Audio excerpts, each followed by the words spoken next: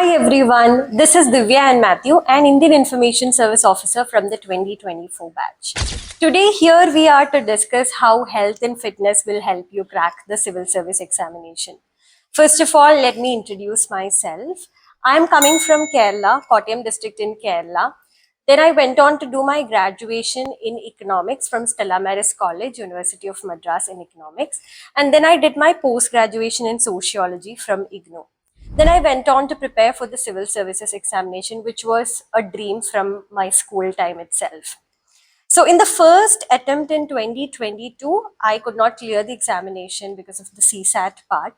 And in the second attempt, that is in 2023, I cleared the civil service examination. And in 2024, I joined the Indian Information Service as an officer trainee under probation right now. So one of the common mistakes that I have seen in aspirants who are preparing is that this thought that I will just study right now and take care of my health once I become an officer, or I look into fitness when I get some time after getting into the job. So, as we all know, civil service examination is one of the toughest journeys, or the toughest exams that you will ever face. It requires you to have some amount of discipline and focus on a balanced way of life that includes health, nutrition, good sleep, along with a good preparation process. So, if you're not focusing on your health, or poor health can affect your concentration, can lead to anxiety, and your stress levels can also increase, which will ultimately reduce your productivity for the civil service examination. Now, as we all know, fitness is something that will help your body work better. A good exercise or stretching or yoga will help improve your blood circulation to your brain, reduce your stress levels, and also help you focus better during your study hours. As we all know, maybe 5 hours of good preparation is better than 10 or 20 hours of sitting like that in the table without focusing enough. So, our focus should be to have maximum productivity. Also, exercise helps release happy hormones called endorphins, which will help keep your mood happy, better, and help you focus on your studies. Now, most of the aspirants who prepare have a thought process that 10 to 12 hours of study or sitting in one place can help them crack the examination. But over a period of 1 year, this is an inconsistent lifestyle that you will not be able to follow. Also, they feel that food or nutrition can be given a secondary priority, which over time can become very, very demotivating, and you will have to deal with your health consequences and diseases while it is near closer to the examination. Now, if you look at an example, my morning routine or a daily routine during my entire year of 1 year of intensive preparation was very fixed and had a schedule. Like, I used to sleep at 10 p.m. every single day and wake up at 5 a.m. in the morning. And when I used to wake up, the first thing I used to do was do some sort of an exercise like yoga. I was intensely focusing on yoga, breathing, and Surya Namaskars, which are very basic but became a part of my personality. And that had started from my school time but continued during my civil service preparation also. And after that, I used to get into my morning routine, or like reading newspaper, or then eating food or something like that. And in the evenings, once or like 3 times a week, you can focus on strength training, which you can do in a gym. Or if not, if you cannot afford a gym or go to some external place, you can do some body weight exercises like push-ups or like squats, which can be done at home itself. So there can be so many excuses you can make, but very basic things that you can do, please don't miss out on that. And also, sleep is a very important component of your preparation process, or for your life as well.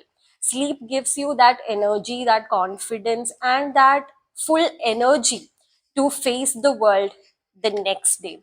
So 6 to 7 hours of sleep during the preparation process. I cannot claim for an 8 hour sleep every day, but 6 to 7 hours of sleep at least can be made with a fixed schedule during your preparation process, and that has to be consistent. The sleeping time and waking up time has to be consistent throughout the 1 or 2 year of preparation that you are giving. Another component is nutrition. Nutrition is always ignored because during preparation we know that most of us may not be working or may not have access to expensive food or like expensive nutrition plans. But mindful eating and focus on what you are eating per day. Have a look at your plate and ensure that there is some sort of balance of every important macronutrient and micronutrient. For example, proteins are very important for your body building process, your hair, your skin, your health, overall health. Protein is very important. Then you need carbohydrates as well because you require a lot of energy. Your brain is working, so that energy level comes from your carbohydrates and fats, essential fats which you get from simple sources like eggs, milk, etc. should also be considered. And this will help you to also get once in a while vegetables or fruits which you can afford so that the micronutrients are also rich in your diet. And apart from all of this, there is something that's always ignored, which is mental health. If you have your physical health intact, there should be also a focus on your mental health. If you're mentally fit, that is when you will be able to focus better and also be happy and not look at the external competition. For an exam like civil service examination, there's an intense competition. But when you think about giving your 100% and considering a balanced lifestyle where you talk to your family, friends, and ensure time for everything possible and prioritize things, then you will be mentally fit to face the competition, the race, and not think about it much and give your 100% and trust in that external power, the universal power or almighty that will help you contribute that next 50 percentage. So I believe truly that civil service examination is a test of not only your knowledge or how much you can read or write, but it's also about how much you can contribute as a wholesome personality, as a full 100% good personality, which when become an officer also can contribute 100% to the society.